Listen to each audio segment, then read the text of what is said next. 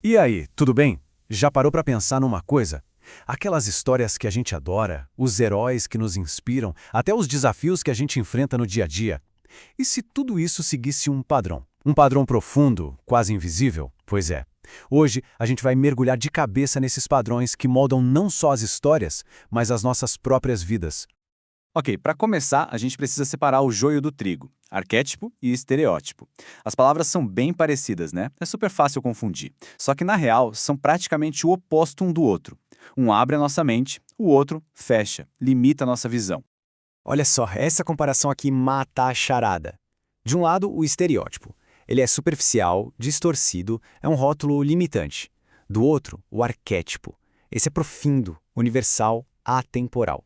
Pensa assim, é a diferença entre uma caricatura e a essência da alma humana.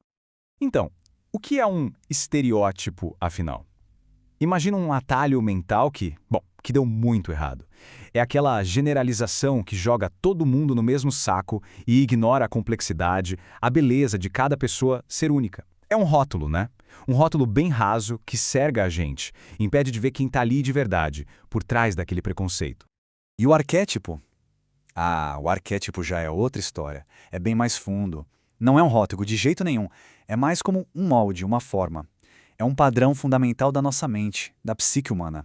Sabe, aquelas experiências que todo mundo, em qualquer lugar do mundo, em qualquer época compartilha, a jornada do herói, a figura do mentor, a luta contra a própria sombra, isso atravessa qualquer cultura, qualquer tempo. Essa metáfora da planta baixa é perfeita para entender isso. Pensa assim, o arquétipo é a planta de uma casa, a estrutura básica, sabe? Onde ficam as paredes, as portas, as janelas, isso é universal. Mas a casa que cada um constrói a partir desse plano, essa é única. Com seus móveis, suas cores, suas histórias, o arquétipo é a planta. A vida de cada um é a construção. Beleza? Agora que a gente já entendeu a diferença, vamos ver onde isso aparece na prática. E o primeiro lugar é incrível. A gente vai ver como os arquétipos são a estrutura secreta de, basicamente, todas as histórias que a gente conhece. Parece meio exagerado, né? Falar que todos os contos de fadas seguem a mesma receita. Mas o ponto é que, na estrutura, no esqueleto da história, isso é bem verdade. E o cara que sacou isso foi um folclorista, o Vladimir Prop.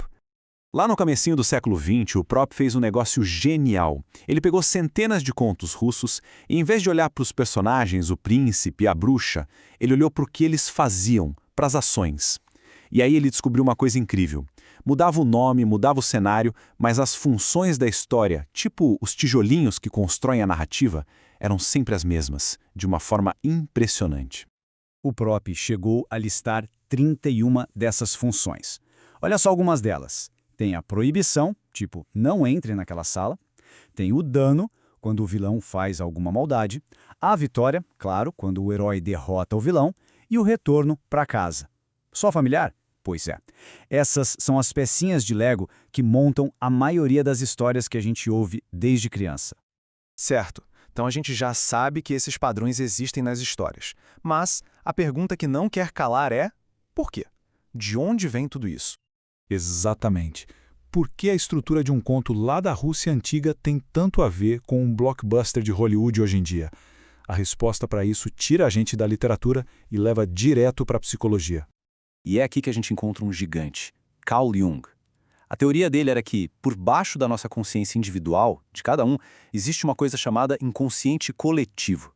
É como se fosse uma herança psicológica de toda a humanidade, sabe?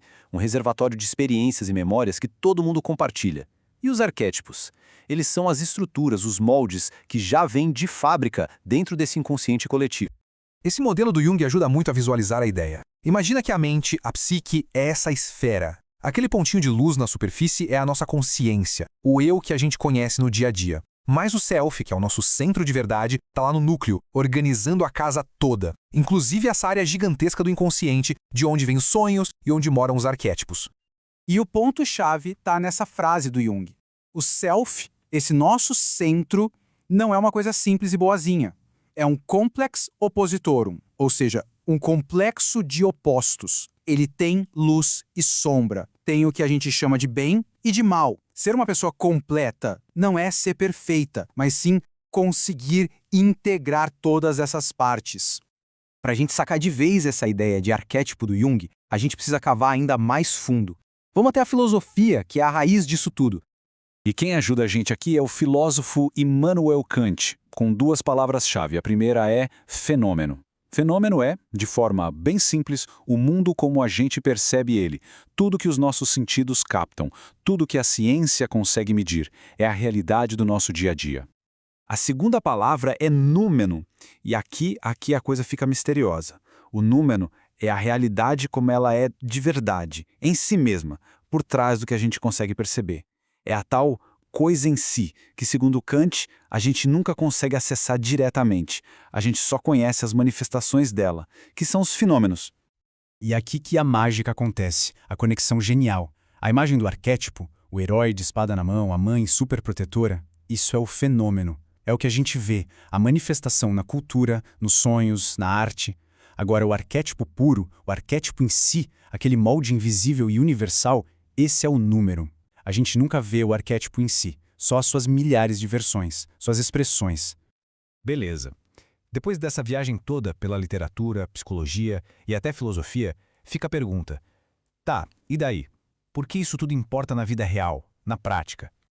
A resposta, olha, pode mudar tudo. Quando a gente para de usar estereótipos, que são só rótulos vazios, e começa a olhar o mundo pelas lentes dos arquétipos, que são esses padrões profundos, a nossa visão se expande. A gente começa a ver a jornada universal no outro, a luta que é parecida com a nossa. E isso cria uma empatia, uma conexão muito maior. Então, para a gente fechar, os pontos principais são esses. Primeiro, olhar para além dos rótulos. Segundo, reconhecer que existe uma estrutura profunda nas histórias. Terceiro, valorizar esses moldes humanos que todos nós compartilhamos. E, por fim, entender essa diferença fundamental entre o que se mostra por fora e o que se é por dentro. E para terminar, fica uma pergunta no ar. Olhando para a própria vida, sabe? Para os desafios, para as vitórias, qual padrão universal, qual arquétipo, qual grande história parece estar se desenrolando? É uma boa reflexão, não acha?